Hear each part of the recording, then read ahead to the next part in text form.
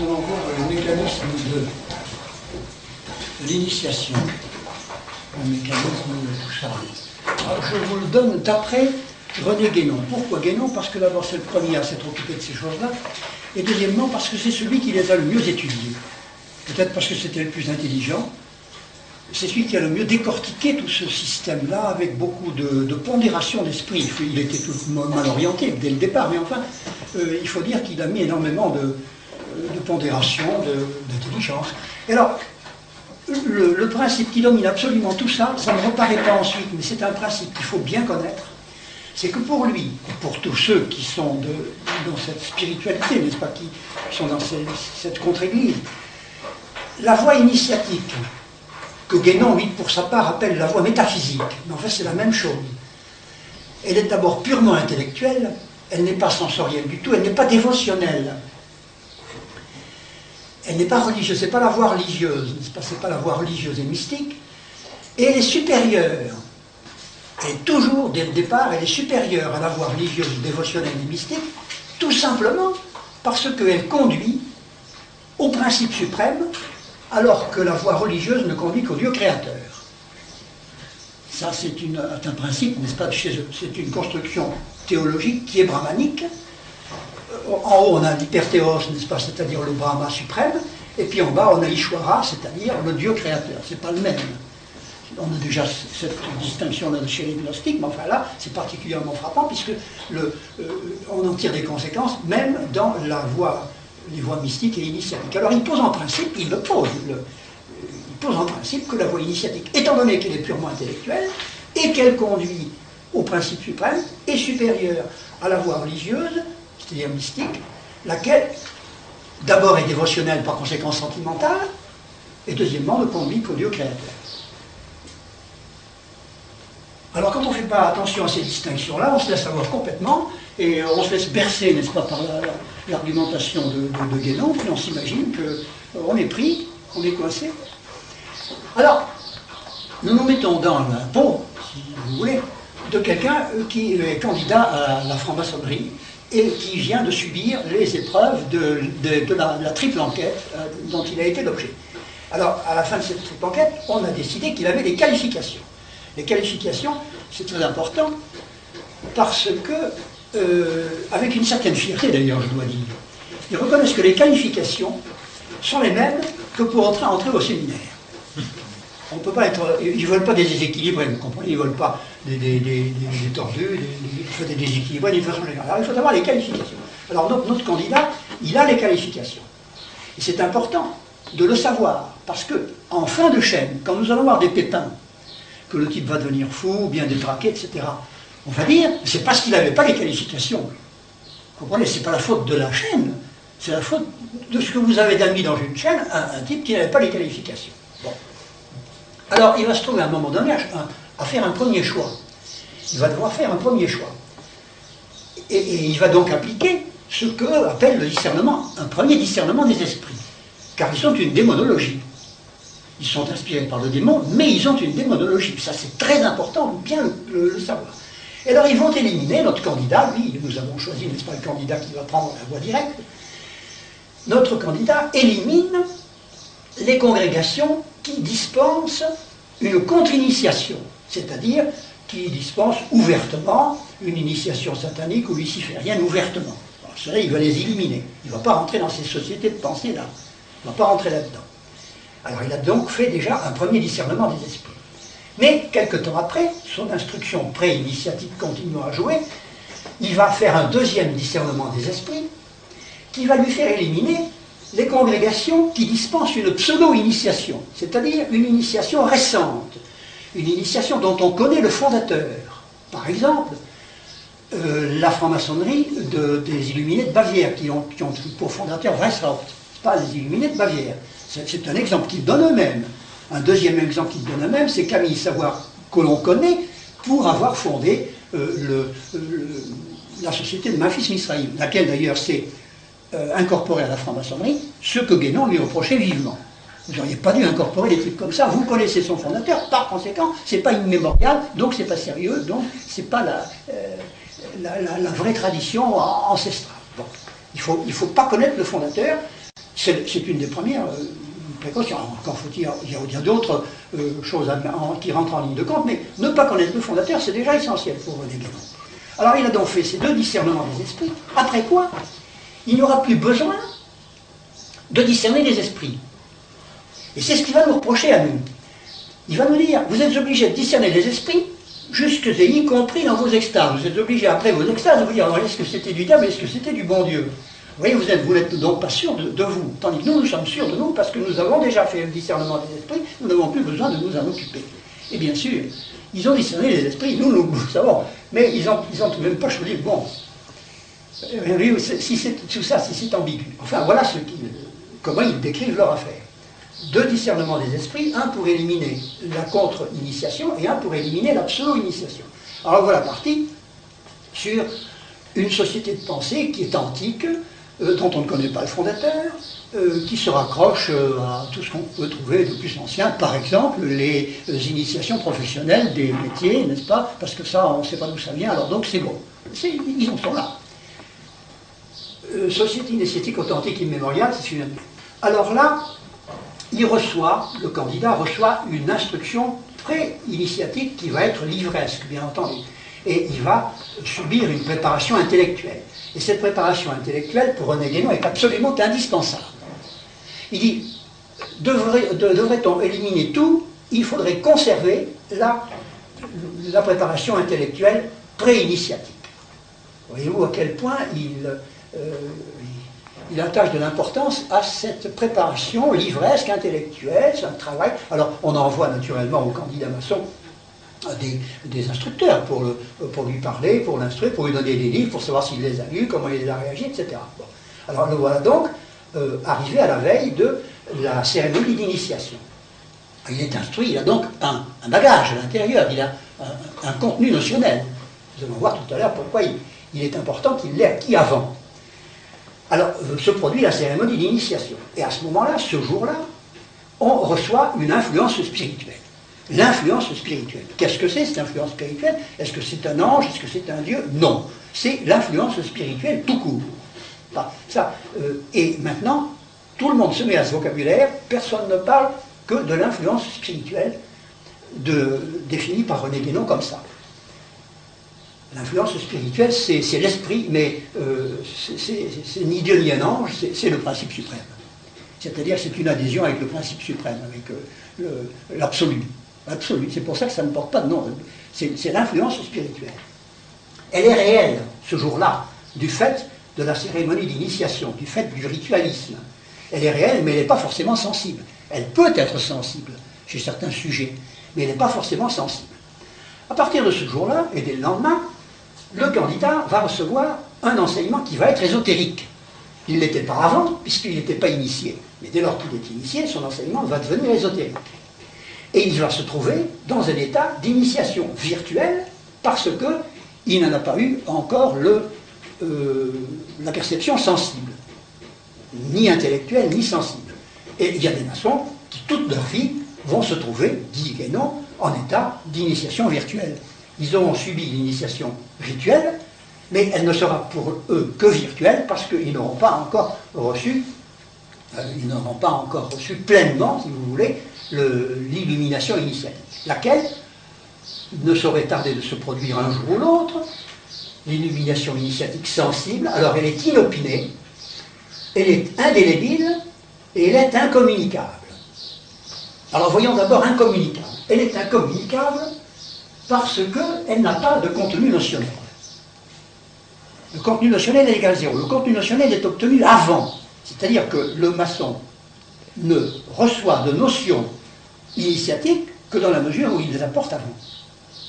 Parce qu'il s'agit de l'infusion d'un esprit. Elle consiste en une compréhension globale et une lumière sensible. On reçoit, on a l'impression d'une lumière sensible et en même temps une compréhension globale de tout, de l'univers, de soi, de Dieu, de tout ça. C'est une compréhension globale. C'est un esprit, c'est un éclairage nouveau sur ce que l'on connaissait déjà, qui ne change pas, mais qui est éclairé d'un éclairage nouveau, d'un esprit nouveau. On reçoit un esprit, et c'est pour ça qu'ils le décrivent comme une influence intellectuelle, comme une illumination intellectuelle. Quel nom peut-on donner à cet instant, n'est-ce pas, de compréhension et d'illumination? Doit-on l'appeler extase? Non, et de moins en moins on l'appelle extase. On l'appelle plutôt enstase. Du fait de ce que nous disions l'autre jour, vous savez, ce que Evola appelle l'inceste philosophal. C'est un retournement en soi-même, ça jaillit de soi. D'ailleurs, il y a des gens qui ont suivi ça d'une façon particulièrement sensible et qui disent qu'ils avaient l'impression que cette lumière jaillissait d'eux-mêmes. Et il y en a même qui vont plus loin et qui disent que cette lumière jaillissait de la terre. Vous voyez, si c'est sensible à certains moments. Alors c'est inopiné, ce n'est pas valable pour tout le monde. La proportion des gens qui subissent l'illumination initiatique, moi j'en sais rien. Je crois qu'elle doit être relativement infime, enfin relativement petite. Mais enfin, il y a des intellectuels qui la subissent, et qui la subissent d'une façon absolument inopinée. Ça peut être le jour de la cérémonie, et ça peut être 6 mois ou 2 ans après, ou plus, n'est-ce pas? Alors je crois que nous avons tout dit, sauf que nous ne sommes pas occupés de son caractère indélébile. Alors là, ça demande une réflexion. Alors, indélébile, qu'est-ce que ça veut dire? Ils le répètent tous que c'est indélébile. Une fois qu'ils ont reçu ce truc-là, et qu'ils ont cet esprit, n'est-ce pas, qui les éclaire, ils ne le quittent plus. Et ils regardent le monde selon ce point de vue-là, ils ne le quittent plus. Alors, ils ont la sensation personnelle que c'est indélébile. Est-ce que c'est un caractère, pour nous chrétiens qui voyons ces gens-là de l'extérieur, n'est-ce pas? Est-ce que c'est un caractère qui est imprimé dans leur âme? Eh bien, moi je ne crois pas. Ils le prétendent, mais moi je ne crois pas. Et j'ai trouvé, au hasard de mes lectures, alors là vous allez me dire si j'ai eu raison, dans Saint Paul, deux ou trois petites notions, mais là je les ai notées de mémoire. Alors vous m'excuserez, j'ai des références, elles sont exactes. Mais le texte c'est de mémoire, mais vous vérifierez. Alors dans la deuxième Thessaloniciens 2:12, on lit ceci: c'est pourquoi Dieu leur envoie operationem erroris ut credant mendatio, des opérations d'erreur, voyez-vous, des operationem erroris. Alors qu'est-ce que c'est que ces opérations d'erreur? Mais ça semble bien quand même être des choses du type initiatique. Pensez bien que du temps de Saint Paul, il y avait des initiations comme bien là maintenant, et il n'a pas été sans y penser. Et je pense que operationem erroris, ça peut s'appliquer à ça. Maintenant, ça c'est moi qui dis ça. Hein. Les exégèses, il faut être très... enfin, je donne ça comme ça. Puis j'en ai trouvé une autre qui ressemble bien à ça, qui répond à la question du caractère indélébile. Attendentes spiritibus erroris, on retrouve la même chose, spiritibus erroris, et doctrinis demoniorum, in hypocrisie loquium mendatium, et abentium suam conscientiam coteriatam. C'est-à-dire que leur conscience est comme cautérisée. Alors évidemment, vous me direz, la cautérisation, c'est bien une marque indélébile. Oui, bien sûr, mais alors pourquoi Saint Paul dit-il conscientiam et non pas animam? Je suppose que ce n'est pas par hasard. Et je dis cela tout simplement parce qu'il ne me paraît pas normal de penser que le démon ait le pouvoir d'imprimer un caractère. On peut lui supposer toutes sortes de puissances, mais celle-là, faire comme Dieu et imprimer, comme c'est le cas des sacrements qui impriment un caractère, comme le baptême, la confirmation et l'ordre, eh bien ça, moi, je ne le crois pas. Ce n'est pas un anti-sacrement, c'est une singerie de sacrement, si vous voulez, que je ne pense pas qu'on puisse lui reconnaître la puissance de créer un caractère dans l'âme. Il peut cautériser la conscience, oui, mais imprimer un caractère, enfin tout ça, je vous le donne, parce que quand même, ce sont les choses pour un prêtre qui sont intéressantes, n'est-ce pas? Mais je le donne tout à fait en pointillé. Pour essayer d'expliquer, alors, des notions qui, elles, sont parfaitement décrites chez les subversifs, comme quoi l'illumination initiatique est inopinée, indélébile et incommunicable. Alors, incommunicable, nous avons vu pourquoi, et indélébile, eh bien, nous sommes en train d'essayer de savoir jusqu'à quel point. Alors, il continue, n'est-ce pas, son cursus honorum dans la franc-maçonnerie, notre candidat, et pendant ce temps-là, il est dans un état que Guénon appelle l'état de réalisation spirituelle. Ça prépare à ce qu'ils appellent, eux, la délivrance. C'est un état préparatoire à la délivrance. Ils se sont eux-mêmes spirituellement réalisés, parce que leur soi est changé, leur manque d'une baptême comme ça. Et alors, il va subir, dans le cours de sa carrière, d'autres initiations. Il va avoir des augmentations de salaire, comme vous connaissez bien maintenant.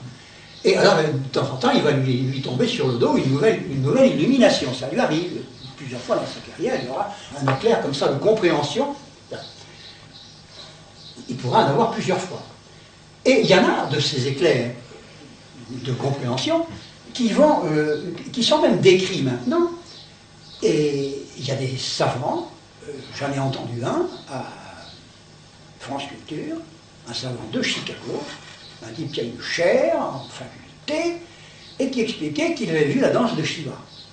Alors il me dit, qu'est-ce que c'est ça la danse de Shiva? Mais oui, ça. J'ai vu la danse de Shiva, c'est extrêmement net. Je me trouvais sur une plage, et je rêvassais à mes travaux atomiques, etc. Et puis tout d'un coup, je me suis vu comme si j'étais infusé par les atomes de l'univers qui passaient en moi en scintillant, et à la danse desquels je me trouvais lié, avec des atomes qui se créaient, d'autres qui disparaissaient, etc. Et j'étais inclus dans cette danse-là. Et j'en ai, dit-il, trouvé la description dans les mystiques de l'Inde, et ça s'appelle la danse de Shiva. C'est donc un phénomène dont je vous laisse deviner l'origine, n'est-ce pas, et qui est constant. Il est né comme ça dans une espèce de danse de Shiva. La danse de Shiva, c'est donc un truc décrit maintenant, que je n'invente pas, que j'ai entendu à France Culture, et qui est même imprimé dans tous les trucs maintenant. C'était pas dans un dialogue avec un autre savant français qui s'appelle Costa de Borgard. Mais celui qui décrivait sa danse de Shiva, c'était pas Costa de Borgard, c'était un autre type qui a un léger accent, parce que c'est un Américain qui parle très bien français, mais en fait c'est un Américain, alors on sent qu'il a un accent. Il exposait ça d'ailleurs très posément, comme un grand intellectuel, très bien. Et alors, au fur et à mesure qu'on avance, on a de plus en plus l'impression de certitude absolue. C'est une chose qui est déconcertante chez René Guénon en particulier, le sentiment de certitude absolue que ce qu'il exprime n'est pas modifiable. Alors évidemment, oui. Du point de vue de la vie morale. Du point de vue moral,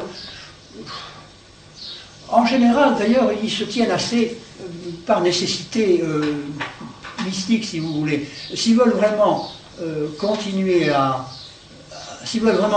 comprendre, ils sont obligés de se tenir bien. Autrement, ils perdent les pères. Mais enfin, je n'ai pas remarqué qu'il y ait particulièrement des désordres moraux dans cette lignée-là. Il y en a, oui, là. Et là aussi, parce que là, ils ne sont pas tenus. Puis enfin, moi, je n'attache pas une énorme importance à cette différence-là. Pour René Guénon, cette différence est très importante. Parce que lui, il est ritualiste, pour des raisons que je vous ai expliquées hier, n'est-ce pas? Mais s'il y a des désordres moraux, c'est surtout dans cette direction-là qu'on les trouve. Bon. Ben écoutez, alors je crois qu'on en a fini avec le mécanisme de l'initiation. Je vous ferai passer je vous ferai passer la photocopie. Cette cérémonie d'initiation dont vous parlez là, dans la formation, ça correspond à quel grade? Ah ben ça correspond déjà au grade d'apprenti. Grade d'apprenti. C'est pas sensible au grade d'apprenti en général, mais enfin, c'est sensible à partir de maître, n'est-ce pas? Enfin, le mécanisme est le même. Au grade d'apprenti, il y a des types qui ont leur illumination initiatique dès ce jour-là. Il y en a qui le racontent. Et puis il y en a inversement qui racontent leur déception effroyable le jour de leur initiation au grade d'apprenti. Ils sont tombés ça se termine par un banquet de sous-préfecture, puis ils n'ont rien, puis personne ne leur a rien dit, mais seulement, l'influence intellectuelle est quand même venue. Je crois que là, Guénon a raison de dire qu'il s'est passé quelque chose du point de vue intellectuel. Ça, moi, je crois qu'il a bien vu. C'est pas sensible, si vous voulez, c'est un peu comme les sacrements. Quand vous recevez l'absolution, vous n'avez pas un machin qui vous tombe sur le dos, ça se trouve comme ça, quoi. C'est dans l'ordre des choses. C'est un peu analogue. C'est un peu les sacrements du démon, vous savez ça. Seulement, et alors ils ont un peu les mêmes caractéristiques, si vous voulez, sauf que moi je ne crois pas qu'ils impriment un caractère, ça, non. Je vous dis ça du point de vue, par exemple, des conversions in articulo mortis. Il y a des tas de types qui se convertissent de ça, in articulo mortis, ils se convertissent à la vraie religion. Bon, ça a été par exemple le cas de Papus. En plus, s'est converti parce que, disent les saintes âmes qui l'ont suivi jusqu'au bout, c'était un médecin qui bien souvent ne faisait pas payer. Il était très bon, comme ça, de sa nature. Et ben, ça lui a valu de se convertir, paraît-il. Enfin, je vous cite l'exemple tel que je l'ai vu. Je ne garantis pas que la source soit bonne, mais ça ne serait pas étonnant. Ça peut arriver, ça. Alors, nous allons voir là, donc, la christologie de Rudolf Steiner. Naturellement, cette christologie, il l'a édifiée en utilisant ses dons de clairvoyance. Il a réfléchi à toutes ces questions d'incarnation, de rédemption, tout ça, et il a exercé sa clairvoyance. Il voyait tout ce sur quoi il exerçait son attention, il le voyait de ses yeux, par exemple. Il voyait les éons, il voyait le Père Silence, avec un trait d'union entre les deux, Père Silence. Alors il voyait tout ça, il voyait les dévachants inférieurs, les dévachants supérieurs, entre les deux, etc. Puis un beau jour, il méditait sur le dévacant supérieur ou inférieur, et il dirige sa clairvoyance sur les mondes qu'il domine afin d'en élucider les mystères. Et voilà donc dirigeant ses regards spirituels dans la zone du Père Silence, vers, je cite, vers le plan qui est encore au-dessous du dévacant supérieur.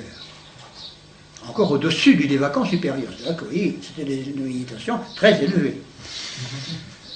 Ça c'est pris dans le Christ et le monde spirituel. Il est abîmé depuis un moment dans cette contemplation quand une vision se présente à son œil intérieur. Alors, dit-il, apparaît l'étoile qui a fait sentir sa force dans la pensée gréco-latine. On voit apparaître, au-delà du dévacant, ce qu'on peut appeler symboliquement une étoile, c'est-à-dire l'entité spirituelle qui est à l'origine de l'essor de pensée survenu au début de notre ère. C'est tortueux, mais enfin, on voit ce qu'il veut dire quand même. Fin de citation. Il revient un peu plus bas sur cette même vision de l'étoile, à laquelle il attache une très très grande importance, et dont il va parler tout le temps. Il y revient, cette vision de l'étoile, qu'il a visiblement frappé, qu'il a marqué pour toujours. Et il ajoute « J'attendais, mais non pas en vain, car surgit à l'horizon infiniment lointain de la vie spirituelle une étoile, et de cette étoile rayonne une force dont je suis en droit de dire qu'elle est à l'origine de mon expérience intérieure. » Alors vous voyez, il y attache donc une très grande importance. Telle est la vision de l'étoile qui va l'avoir marqué et qui est pour lui l'équivalent d'une illumination. Ça a été une sorte d'illumination. Elles ne sont pas toujours taillées sur le même modèle, les illuminations. Après un intervalle, un interminable périple à travers les philosophies grecques et latines, les Sibylles, les sages de l'Inde, tout ça, la légende du Graal, Steiner en arrive à dévoiler que cette étoile, cette entité spirituelle dont il a eu la vision, n'est autre que le Logos. Bon, je suis obligé de vous avouer que j'en suis beaucoup moins sûr que lui. Alors cette étoile entité qui fait ainsi son apparition feutrée nous paraît au contraire ressembler de très près à cette étoile tombée du ciel dont parle Isaïe pour désigner Lucifer. Et si, comme il le dit, une telle force est à l'origine de son expérience intérieure, il y a de grandes chances pour que toute cette mystique ne vienne en dernier ressort du démon. L'entité christique, ce logos, cette entité christique, il la décrit longuement. Alors naturellement, je vous passe ces descriptions, parce qu'il faut quand même arriver à l'essentiel. Cette entité christique se rapproche de la Terre, progressivement, mais non pas qu'elle s'y incarne par avatars successifs, comme c'est le cas dans les choses de l'Inde. Là, l'entité christique reste sans être incarnée. Et ce qui s'incarne alors, c'est l'âme de celui qui va être l'enfant Jésus et qui n'est pas le même que le Logos. Ce mot christique, c'est un mot qui est spécial à ces gens-là ou pas vraiment? Oh ben oui, dans la religion, christique, on ne le dit pas. Oui, c'est ça. Oui, je ne pense... non, c'est pas notre vocabulaire. Ouais, Ils le disent comme ça pour changer et puis pour donner un air plus scientifique. Plus détaché des choses, voyez-vous, on décrit comme un objet, comme ça, christique.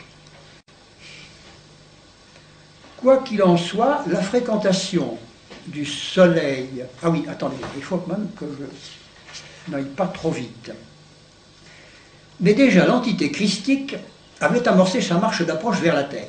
Sa première étape fut le soleil, dès qu'il fut devenu un astre indépendant. Car le soleil, autrefois, n'était pas un astre indépendant. Le soleil, la Terre et la Lune ne faisaient qu'un seul et même astre. Et de cet amoncellement, le soleil s'est détaché le premier en entraînant avec lui un certain nombre d'âmes privilégiées. La Lune s'est détachée ensuite, et la Terre est restée seule avec des hommes. Mais des hommes qui étaient très curieux, parce qu'ils avaient la forme de mollusques, qui nageaient dans l'eau. Mais encore, ce n'étaient pas les premiers hommes, parce que les premiers hommes, en réalité, sont nés sur Saturne. J'arrête parce que... Alors, l'entité christique se rapproche donc de la Terre. Alors, en termes obscurs, presque hésitants, Steiner met l'entité en rapport intime avec le Soleil, soit qu'il s'identifie avec lui, avec le Soleil proprement dit sur le plan purement symbolique, soit qu'il se mêle, cette entité christique, aux âmes qui ont été entraînées par le Soleil, comme je vous disais, quand il s'est détaché de l'astre hélioterrestre initial. Quoi qu'il en soit, la fréquentation du Soleil par l'entité christique produit certains résultats qui demeurèrent liés aux activités du Soleil. Ça, c'est Steiner qui le dit. Dans leur cérémonie du Goetheanum à Dornach, les anthroposophes chantent un hymne au Christ Soleil. Si nous avons le temps, je vous le lirai, parce que je vous le lirai en français, mais en allemand, il est assez beau d'ailleurs, c'est assez puissant, comme tous ces trucs. Quand c'est lyrique, c'est très entraînant, qu'on soit, n'est-ce pas? Alors, par étapes, l'entité se rapproche donc de la Terre. Et les grands instructeurs de l'Inde l'ont vu, pensez que ça ne leur a pas échappé, ça. Les Sibylles aussi. Du pourtour méditerranéen. Mais c'est le personnage de Zoroastre qui sera le premier grand bénéficiaire de cette visite anticipée de l'entité christique en train de se rapprocher de la Terre. Zoroastre, lui aussi, à sa manière, aura sa vision de l'étoile, comme plus tard Steiner. Je cite, « Quand Zoroastre élevait son regard clairvoyant vers le soleil, il ne voyait pas seulement le soleil physique, et il disait, comme on voit autour de l'homme une aura, ainsi voit-on autour du soleil une grande aura solaire, c'est-à-dire une aura Mazda. Mazda, ça veut dire soleil. C'est la grande aura solaire qui avait produit l'homme. L'homme est l'image de l'esprit solaire, c'est-à-dire l'homme est l'aura Mazda du soleil. C'est pour ça le culte d'Ahura Mazda, ça vient de là, parce qu'il avait vu le soleil, il explique ça comme ça, par l'étymologie un peu chahutée. Celui que Zoroastre voyait sous la forme d'Ahura Mazda n'était autre que l'entité christique pressée de se manifester. Et je cite, « Et l'initiation de Zoroastre eut pour effet de lui faire ressentir ses résultats dans l'activité du soleil. » C'est de là qu'est née sa doctrine, qui est comme la projection, la révélation de ce qui avait eu lieu dans des temps infiniment plus lointains, dans les éons entre des vacants supérieurs et des vacants supérieurs. Alors, naturellement, Moïse a eu la vision de l'étoile, pensée comme Steiner, et puis l'entité étoile, l'entité christique s'est encore manifestée du temps des Atlantes. Nous sommes maintenant dans une période post-atlantéenne, mais il y aura encore 2 autres périodes après nous, enfin il y a une chronologie qui se greffe là-dessus. Et nous en arrivons quand même aux enfants Jésus. Je dis aux enfants Jésus parce qu'il ne faut pas vous imaginer qu'il n'y en avait qu'un. En réalité, il y en a eu 2. Il y a eu 2 enfants Jésus qui correspondent aux 2 généalogies, celle qu'on trouve dans Saint Luc et celle que l'on trouve dans Saint Matthieu. Oui, c'est bien ça, dans Saint Matthieu. Oui. Le moment est venu, en effet, pour l'entité christique qui s'est lentement rapprochée de la terre de s'incarner enfin. Un porteur lui a été préparé, un homme dans lequel elle doit venir habiter et qui doit être saisi par elle. Je cite, « Il faut maintenant sur la terre, après cette préparation dans les sphères spirituelles, qu'un être charnel soit saisi par l'entité christique. » Alors nous allons assister aux différentes péripéties de cette saisie. Apprenons tout d'abord qu'il n'y a pas un enfant Jésus unique, mais qu'il y en a deux. Voilà une chose que l'Église nous avait soigneusement laissé ignorer. Alors, la généalogie de saint Matthieu suit postérieurement à David la lignée royale selon David. La lignée de David, la lignée royale de Salomon. C'est celle qui transmet le corps physique dans lequel s'incarne l'âme, plus exactement le moi, du plus grand des initiés solaires, à savoir Zoroastre. Allez comprendre ce que ça veut dire. Alors c'est cet enfant Jésus qui fuit en Égypte et qui, à son retour, s'installe à Nazareth. Il appartient donc à la filière initiatique royale. Dans les développements de Steiner, cet enfant Jésus est appelé l'enfant Jésus de Salomon. La généalogie de saint Luc, elle, de son côté, fait apparaître un tout autre personnage. À partir de David, elle bifurque pour suivre non plus la lignée royale de Salomon, mais la lignée sacerdotale de Nathan. L'enfant qui naît de cette seconde lignée est pénétré, grâce à l'atavisme issu de Nathan, d'une certaine substance éthérique, et cette substance éthérique n'est autre que la partie éthérique d'Adam, qui reparaît ainsi dans cet enfant, et qui va faire de lui le digne réceptacle d'une mystérieuse incorporation. L'enfant de la lignée sacerdotale, décrit par saint Luc, ne recèle pas le moi de Zoroastre, comme c'était le cas de l'enfant Jésus précédent, mais il apporte l'héritage spirituel de Bouddha. Cet enfant appartient à la filière initiatique sacerdotale. Et Steiner donne à cet enfant le nom d'enfant Jésus de Nathan.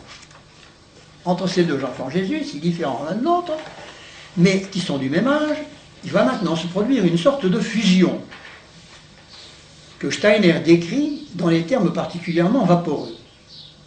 Le Jésus de Salomon évolua jusqu'à sa 12e année, comme pouvait le faire à cette époque un moi d'une pareille grandeur. Pour dire ça, c'est vraiment pas... Enfin bon. Nous savons aussi que ce moi est passé dans le corps de l'autre enfant Jésus. Nous savons aussi, que ce moi est passé dans le corps de l'autre enfant Jésus, celui dont la personnalité se reflète dans l'évangile de saint Luc, et que nous appelons l'enfant Jésus de Nathan. Vous voyez, il le répète, c'est pas un lapsus calami, n'est-ce pas? C'est une notion qui est incrustée en lui. C'est ce Jésus de Nathan qu'il nous faut maintenant considérer. Il ne s'agit pas, dans son cas, d'un être humain au sens usuel du mot, mais d'un être dont on peut dire, dont on ne peut pas dire qu'il se soit incarné précédemment sur la terre. Le Jésus de Nathan n'avait encore jamais été homme sur cette terre. Alors il y a des histoires d'incarnation, oui, parce qu'on conçoit que l'âme de l'enfant Jésus qui avait été porteur du Christ, n'est-ce pas, elle se soit réincarnée successivement. Mais c'est l'entité christique qui va arriver à ce moment-là, elle ne s'est jamais incarnée. Voilà. Alors lui, ça lui importe beaucoup parce que, comme il est très porté sur la métempsychose, ces affaires de réincarnation, ça le tracasse énormément. Alors il y a donc deux enfants Jésus. Et à un moment donné, il y a l'enfant Jésus, lequel est-ce qui va disparaître? Il y en a un qui va disparaître, c'est celui de Salomon, le pauvre enfant Jésus de Salomon, qui va se sacrifier au profit de l'enfant Jésus de Nathan, et qui va lui donner son moi, réalisant ainsi véritablement un sacrifice. Et Steiner revient beaucoup sur ce sacrifice, n'est-ce pas? Ça a été un sacrifice préparatoire au sacrifice de la croix. Ça dilue la notion de sacrifice, c'est impeccable, comme ce démoniaque, ce truc-là. Alors il n'y a pas un seul sacrifice de la foi, il y en a eu un avant, vous comprenez, etc. Alors, qu'est-ce qui va procurer la saisie de cet enfant Jésus, enfin unifié, l'enfant Jésus de Nathan, enfin unifié, que d'ailleurs désormais, puisqu'il n'y en a plus qu'un, c'est pas la peine de les distinguer, on va l'appeler l'enfant Jésus de Nazareth tout court. Une fois qu'il y a la distinction ne se fait plus entre celui de Salomon et celui de Nathan, eh bien on l'appelle l'enfant Jésus de Nazareth. Et qu'est-ce qui se présente au baptême de Saint Jean? Eh bien c'est Jésus de Nazareth. Il ne fait plus la distinction, puisque la chose a eu lieu avant. Le sacrifice de l'enfant Jésus de Salomon a eu lieu au temple, quand ils avaient 12 ans. Il s'est sacrifié là et au bénéfice du fils de Nathan. Bon. Alors, celui qui se présente au Jourdain, c'est l'enfant Jésus de Nazareth. C'est-à-dire il est déjà unifié. Alors, c'est là qu'il va être saisi, au Jourdain, il va être saisi par l'entité christique. C'est au Jourdain que va avoir lieu la saisie par l'entité christique. Et en réalité, c'est une saisie qui va consister simplement pour le Jésus de Nazareth à recevoir le moi supérieur de l'entité christique. Je ne sais pas si vous suivez, tout ça est bien compliqué, mais ça n'a pas d'importance, vous savez. Ça change avec un autre auteur. Vous trouverez des trucs analogues dans un autre auteur, dans les voilà, vous trouverez des trucs comme ça, mais ça sera pas tout à fait pareil. Alors donc, le moi, c'est le moi supérieur de l'entité christique, mais ça je dis bien, parce que je le répète fidèlement, qui va s'incorporer au moment du Jourdain à Jésus de Nazareth. Alors l'entité du Christ est descendue des hauteurs spirituelles au moment du baptême, pas, et est demeurée dans le corps de Jésus de Nazareth. C'est bien ça. Alors pour faire place à ce moi supérieur qu'il a saisi et dont il est devenu porteur, il a fallu que Jésus fasse de nouveau le vide en lui, comme Salomon l'avait fait le vide, n'est-ce pas, celui de Salomon. Il a fallu qu'il se produise un nouveau sacrifice. Alors il y a encore là un sacrifice qui s'est fait au profit de l'entité christique qui a donné son moi à Jésus de Nazareth. Bon. Alors ce sacrifice consiste dans le fait que rien n'était plus noble que le corps de Jésus de Nazareth quand il est arrivé au Jourdain, alors des grands coups d'encensoir, rien n'était plus beau que cet être-là, qui était un être d'exception, tout ça. Alors pour les coups d'encensoir, ça, ils sont très forts. Mais pour retourner les notions, ils le sont aussi. De telle sorte que Jésus de Nazareth repart du Jourdain tout autre qu'il n'y était arrivé. Il repart porteur du moi supérieur de l'entité christique. Et c'est ainsi qu'il va se présenter au calvaire. Alors j'ai noté en passant pour une citation, parce que j'en ai trouvé beaucoup, mais je ne peux pas tous les une citation d'un passage de Saint Irénée. Je cite Saint Irénée. Car il n'y eut pas alors une descente d'un prétendu Christ sur Jésus. Car il n'y eut pas alors une descente d'un prétendu Christ sur Jésus. Et l'on ne peut pas prétendre que autre était le Christ et autre Jésus. Lui, ces termes ne sont pas alambiqués. Mais le Verbe de Dieu, le Sauveur de tout et le Seigneur du ciel et de la terre, ce Verbe qui n'est autre que Jésus, ainsi que nous l'avons montré déjà, pour avoir revêtu une chair et avoir été oint de l'Esprit par le Père, est devenu Jésus-Christ. C'est une onction, on pourrait peut-être dire Jésus avant, Christ, il était déjà, mais nous ne le savions pas. Tandis que son onction a été manifestée, non pas qu'elle ait été faite à ce moment-là, mais elle a été manifestée au moment, mais ça c'est du classicisme intégral, n'est-ce pas? Par conséquent, alors là on s'y reconnaît. Alors j'ai oublié de noter ça, mais on en a des quantités, parce que c'est pas une notion steinérienne, ça, cette affaire les deux enfants de Jésus, c'est pas une affaire. Les deux enfants de Jésus, ça vient loin. On cite, j'en ai vu d'ailleurs un certain nombre. Il y a un bouquin qui est apparu avec des reproductions de certains tableaux de la Renaissance qui font apparaître la Sainte Vierge entourée de 3 enfants. Alors il y en a un qui est Saint Jean-Baptiste, qui est facile à reconnaître toujours parce qu'il est toujours avec sa peau de mouton, généralement une petite croix puis un machin. Et puis alors 2 jumeaux. Ben, c'est une vieille idée gnostique comme quoi il y avait 2 enfants de Jésus. C'est à cause de ces 2 généalogies. Ils ont saisi ce truc-là, vous comprenez, et alors ils en ont fait 2 enfants de Jésus pour brouiller, pour nous embrouiller. Mais ça, c'est une notion qui... Alors lui, il est possible que Steiner l'ait vu dans sa clairvoyance. Mais alors s'il l'a vu dans sa clairvoyance, c'est que c'est le même inspirateur qui inspirait déjà les gnostiques, qui lui a fait voir ça. Ou bien alors il l'a lu dans les gnostiques, et s'il l'a lu dans les gnostiques, eh bien, c'est que ce qu'il appelle sa science de clairvoyance, c'est pas une science puisque c'est subjectif. Alors nous avons donc Jésus-Christ se présentant au Golgotha comme ça. Alors dans les développements de Steiner, le mot de Golgotha revient avec une fréquence qui ne peut pas manquer d'attirer l'attention. Il ne fait pas de doute que cette répétition inlassable dénote chez lui une véritable fascination. Ça, c'est même effrayant. Il y a un de ses livres le mot de Golgotha revient à presque toutes les pages. Et il appelle ça l'événement du Golgotha. L'événement du Golgotha. Mais alors, au Golgotha, qu'est-ce qui s'est passé pour Steiner? Eh bien, ce n'est pas du tout une rédemption, c'est-à-dire un rachat, c'est-à-dire le mécanisme par lequel le juste s'est substitué au pécheur pour apaiser la colère divine, justement enflammée contre les coupables.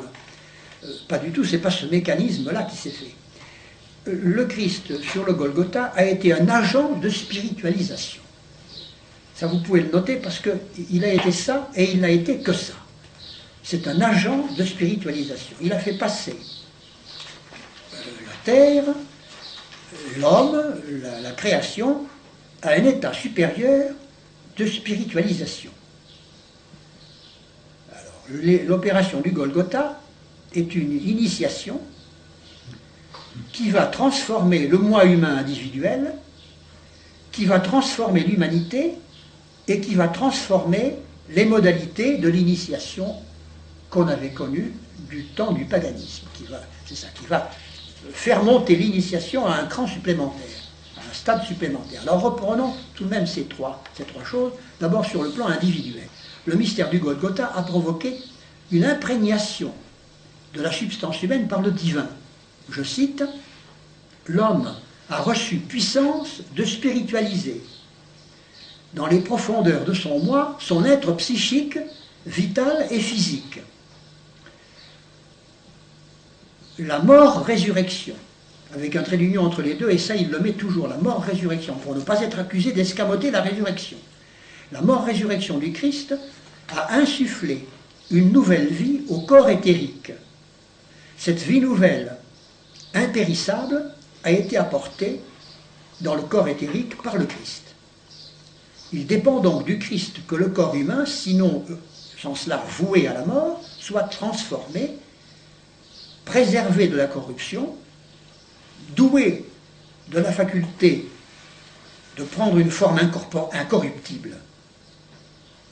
Le Christ a déversé la vie dans le corps éthérique. Voilà, c'est un agent de spiritualisation. Alors un peu plus loin, il ajoute, par le mystère du Golgotha, le moi humain est christifié. Christifié, c'est-à-dire qu'il est spiritualisé. Sur le plan général maintenant, la vertu du Golgotha incorpore un surcroît de vie spirituelle à l'ensemble de l'humanité. Je cite, « L'impulsion christique après s'être manifestée à travers Jésus de Nazareth, l'impulsion christique, s'est unie à l'évolution de la terre. Une nouvelle ère commence pour l'humanité par le fait que le Christ est devenu l'esprit de l'humanité terrestre. » Fin de citation. Ça fait penser à un livre de Teilhard de Chardin qui s'appelle L'esprit de la Terre, et qui est un petit peu dans ces thèses-là. Les influences sur Teilhard, c'est net. Ah oui, ah oui. Ou bien alors il s'est influencé par Steiner, ou bien alors il subit une influence qui vient du même tronc.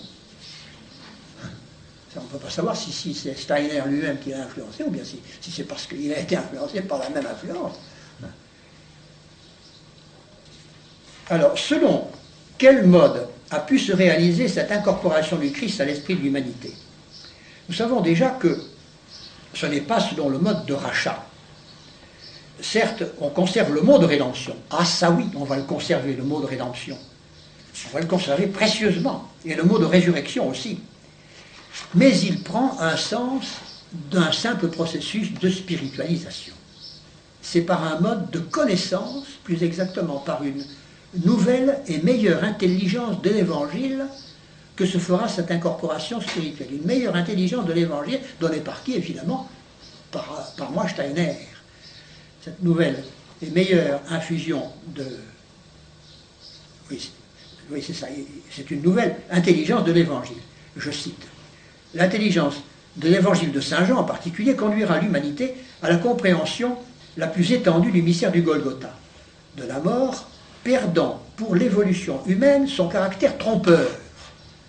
Curieux comme expression. Ce qui s'est passé sur le Golgotha ne démontre pas seulement à notre connaissance que la mort est en réalité la source de toute vie, mais que l'homme peut prendre en face de la mort une position qui lui permet d'infuser toujours plus de vie en lui jusqu'au point de vaincre la mort. Fermez les guillemets. Cette idée de victoire sur la mort par la spiritualisation va se concrétiser de plus en plus chez les disciples de Steiner. Et chez un de ces disciples-là, qui a un nom un peu curieux, qui s'appelle Adjetlache, H-A-D-J-E-T-L-A-C-H-E, Adjetlache, il s'appelle Louis Adjetlache, qui a écrit un livre, qui a écrit la préface de l'évangile de Saint Jean dans ses rapports avec les autres évangélistes, qui est de Steiner. Ce livre de Steiner a été préfacé par Adjetlache, et voici ce qu'on lit dans la préface. Enfin, le moi humain aura acquis une telle puissance sur la matière de son corps physique qu'il transformera celui-ci en homme-esprit, expression humaine du logos créateur. C'est un homme-esprit. Un homme-esprit. Alors, sur le caractère, je vais continuer, puis on fera une petite incidente après. Dans les siècles futurs, va s'exercer l'activité du moi humain ainsi christifié. Par cette activité, l'homme deviendra à son tour créateur, car il sera dépositaire de la sagesse créatrice de Dieu. Le logos étant la sagesse créatrice de Dieu. Le moi créateur obtiendra la force d'agir sur les phénomènes de vie. Il pourra métamorphoser le corps vital ou éthérique. Il mènera jusqu'à maturité le germe de vie spirituelle et divine qui fut déposé jadis dans le corps éthérique par les hiérarchies spirituelles et que l'entité christique a porté à son maximum.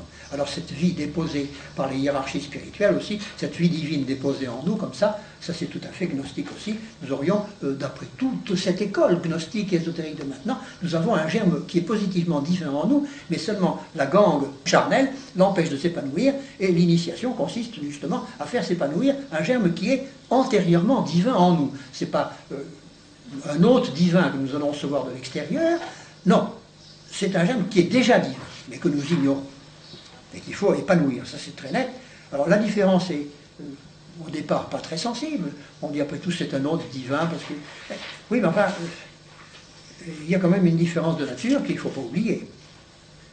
Et alors, le troisième effet de cette spiritualisation par le logos, n'est-ce pas, par l'entité christique, joue sur l'initiation. L'initiation, je résume parce que je crois que mon temps avance, n'est-ce pas? L'initiation d'inconsciente, voilà ce qui s'est passé, n'est-ce pas? D'inconsciente qu'elle était, l'initiation est devenue consciente avec l'action de cet agent de spiritualisation qui a été le Christ. Voilà, tout se résume en cela. C'est dit d'une façon alambiquée, mais tout se résume comme ça. L'initiation est devenue consciente. Et alors, nous ne pouvons donc pas nous passer de cette initiation christique. Et on comprend, c'est Steiner qui dit ça, et on comprend ces démêlés avec les hindouistes de Madame Blavatsky et d'Annie Besant, qui eux ne voulaient pas entendre parler de ce cran supérieur apporté par l'initiation de notre Seigneur Jésus-Christ, la prétendue initiation de notre Seigneur Jésus-Christ. Alors voyez-vous, pour tout ça parce que Steiner tenait absolument à recruter dans une clientèle chrétienne. Il se disait chrétien, il voulait transformer le christianisme. Alors pour transformer le christianisme, il faut commencer par ne pas lui tirer dessus avec des boulets de canon, c'est évident. Il faut rentrer dedans en douceur, et c'est son cas. Et alors, on peut se poser la question de savoir quelle est la nature de l'entité christique que Steiner a vu arriver, se rapprocher de la Terre. Eh bien, il est absolument évident que c'est une entité angélique. S'il a vu quelque chose, eh bien, il a vu un ange. Et d'ailleurs, il le dit. Je cite, « L'être angélique habité par le Christ, l'être angélique habité par le Christ, dut accomplir un acte qui rejette hors de l'âme humaine l'élément chaotique qui devait en être expulsé pour que l'harmonie et l'ordre puissent régner dans la pensée, dans le sentiment et dans la volonté. Une image s'offre à nous, faisons-la vivre devant notre regard intérieur de clairvoyance. C'est l'image d'un être angélique, de l'être qui est encore dans le monde spirituel, mais qui deviendra plus tard l'enfant Jésus de Nazareth. Ça fait partie de ces cogitations avant d'en arriver au Golgotha, à l'incarnation, etc. Et quand il pensait déjà au rapprochement d'entité christique, voyez-vous, il pensait à un être angélique purement et simplement. Alors, il est bien évident que c'est assez démoniaque tout ça. Je cite encore, dans les mystères apolliniens, n'est-ce pas, on disait qu'une très grande divinité avait un jour pris possession d'un être de la hiérarchie des anges et qu'un reflet de son action harmonisatrice sur la pensée avait consisté dans l'invention de la musique. Puis il parle d'Apollon et puis des dieux de l'Olympe, n'est-ce pas. Et il revient tout le temps sur cette idée que son observation occulte lui a permis de penser qu'il s'agissait d'une entité angélique. Alors, il est bien évident, de telle sorte que la prétendue christologie de Rudolf Steiner nous donne du Christ une définition dans laquelle Lucifer peut venir se loger sans qu'on soit obligé d'en changer un mot. Il suffit, si on adopte les définitions christologiques de Rudolf Steiner, on finira par adorer l'Antéchrist. Alors je vais vous lire l'hymne au Christ Soleil qui est chanté en chœur par les manifestants anthroposophes qui se réunissent dans cette immense salle de théâtre du Goetheanum de Bâle, de Dornach. Dornach, je vous ferai remarquer que ça veut dire épine, encore une fois. Dorn, ça veut dire épine en allemand. Ça, c'est curieux qu'il y a quand même des lieux qui sont marqués. Ils font du symbolisme, mais comme le bon Dieu là en fait un symbolisme encore plus subtil, ils retombent sur les trucs qui sont marqués comme ça. Alors ils chantent en chœur, il y a un refrain, enfin, j'ai pas tout mis, parce que alors c'est d'une longueur, comme ces trucs allemands, ça en finit plus. Ben, j'en ai noté que très peu. Lumière du monde, Christ soleil, échauffe nos cœurs, éclaire nos fronts, pour que soient bonnes les volontés qui germent dans nos cœurs et mûrissent dans nos esprits. Au tournant des âges, la lumière spirituelle des mondes entrant dans le flot de l'essence terrestre. Les ténèbres de la nuit devaient cesser d'agir. Alors la claire lumière du jour rayonna dans les âmes des hommes. Lumière qui réchauffe les cœurs des pauvres bergers, lumière qui allume le front des sages rois. Âme de l'homme, tu vis dans les membres qui, par le monde de l'essence, te portent jusqu'à l'essence de l'océan spirituel. Exerce la souvenance de l'esprit dans les profondeurs de l'âme, ou dans l'activité de l'être créateur des mondes, ton moi, dans le moi de Dieu, puise son essence. Et en vérité, tu vivras dans l'essence cosmique de l'homme. Car l'Esprit Père agit dans les hauteurs, aux profondeurs des mondes engendrant l'être, séraphins, chérubins et trônes, faites retentir depuis les hauteurs la parole que renvoient les profondeurs, et elle dit Ex Deo nascimur. Alors il y en a des cantiques, parce que ça c'est encore que pour les séraphins et les trônes et les chérubins. Alors il y a tout un nouvel hymne pour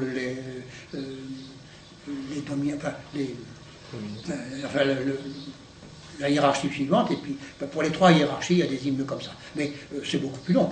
Et puis alors il y en a d'autres poésies qui, en allemand, je pense que ça doit être assez beau. D'ailleurs, il y a beaucoup de monde qui vient à ces cérémonies du Goetheanum. Et alors, l'ami en question dont je vous parlais, qui a assisté à ces trucs-là, dit que il y a le public qui vient là, et puis il y a l'aréopage. Alors l'aréopage s'isole dans des pièces séparées, on ferme la porte, et puis... Alors il a même une amie, mon bonhomme là, qui un jour s'est trouvé enfermé comme ça. Mais c'est qu'elle n'en est pas large. Et d'ailleurs, ça l'a fait gérer sa cutie, et elle a cessé, elle a dit, oulala, si on est enfermé comme ça, elle a frémi, là, elle s'est dit, oulala, elle n'a pas raconté ce qui s'était passé, parce que c'était un peu une tête en l'air, et un peu asservée, mais voyez-vous, c'est très hiérarchisé, comme dans tous ces machins-là d'ailleurs. Mais en Allemagne, ils sont très très puissants. Ils ont des écoles, Ils récupèrent les handicapés. Ils ont fait leur spécialité. Ils récupèrent des handicapés. Ils sont très spécialisés dans la récupération des handicapés. Alors ils ont 2 ou 3 trucs qui marchent, ils les appliquent, et ça marche. Et ils font des handicapés, ils en font des entreprises. Pas forcément, non, je crois pas, non. Je crois pas. Je crois qu'ils se contentent de les garder comme élèves. Non, vous savez, tous ces types, ils appliquent le coup des qualifications, là, hein. Ils font très attention. Ce sont les petits bonshommes du satanisme qui prennent n'importe qui. Mais dans les grandes hauteurs, on fait très attention. Ça, ils veulent Vous savez, la spiritualité de Guénon, elle est purement intellectuelle. Et il le répète à longueur de page. Sa spiritualité est purement intellectuelle. Et je pense qu'il doit s'adresser à une catégorie de démons qui n'ont pas besoin de passer par les sens. Qui infusent, oui, l'infusion intellectuelle, ça existe, n'est-ce pas? Je pense qu'ils doivent s'adresser à cette catégorie de démons-là. Donc plutôt en être les victimes.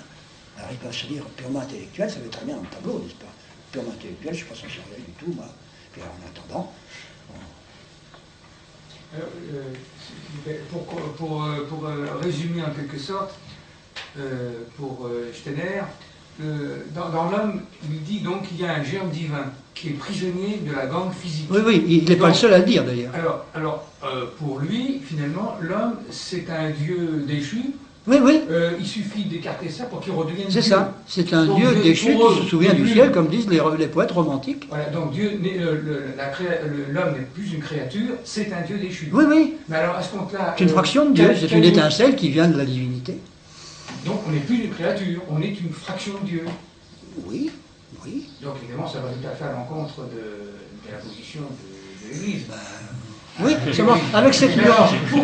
Pourquoi ce Dieu que nous sommes est-il déchu? Puisqu'au fond, on peut considérer qu'on est déchu. Ah ben oui, mais c'est toute la mythologie gnostique est faite pour nous expliquer pourquoi il y a eu des déchéances, tout ça, ça vient d'une bévue de la Sophia.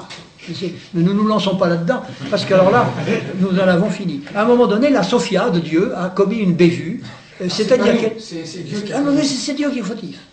Ah oui, moi ça va à tous les coups. D'où le fait que la notion du rachat, l'humilité, oui, en quelque sorte. Pour faire éclater la gangue, ça n'a pas de sens. Il suffit. Oui, il faut faire éclater cette gangue, mais pas par le rachat, pas par l'humilité. Par la connaissance. Par la connaissance. Il suffit de décrocher une connaissance par une illumination quelconque. Dès que vous connaissez, hop, ça vous ouvre le ciel. C'est la connaissance, c'est pour ça que ça s'appelle la gnose, n'est-ce pas? Il y a une école de Steiner dans l'Allier. Vous connaissez? Oui, il y en a une dans l'Aveyron, il y a une dans le Rhône, il y en a une à Lyon, à Moulins, il y a une université. À Moulins, oui. À Moulins aussi, mais il y en a une à Moulins ou Saint-Genis-Laval. Enfin, une de ces 2 bourgades-là, il y a une université avec des cours plusieurs fois par semaine. Et des cours qui ne sont pas mauvais, vous savez. Oui, c'est pas donné, effectivement. Mais quand ils font des cours, ils ne les font pas uniquement sur leur doctrine. Ils ont une littérature, une bibliographie énorme, une bibliothèque énorme. Parce que, naturellement, je vous ai parlé que de la partie christologique de Steiner, mais il a emmené aussi toute une partie hindouiste. Le karma, par exemple, la maya, c'est-à-dire la notion de l'illusion universelle, tout ça, il a... La notion de l'enchaînement de fatalité universelle aussi, qu'on appelle le karma, ça, il a ramené tout ça. La métempsychose, il l'a aussi ramené. Et il le développe. Et il y a une bonne moitié de toute sa littérature qui est consacrée à ces choses hindoues. Et puis l'astrologie, bien entendu, et puis le pendule, et puis tout ce qui peut aller avec tout ça. Je ne dis pas que le pendule soit mauvais, non, mais enfin, il l'exploite bel et bien.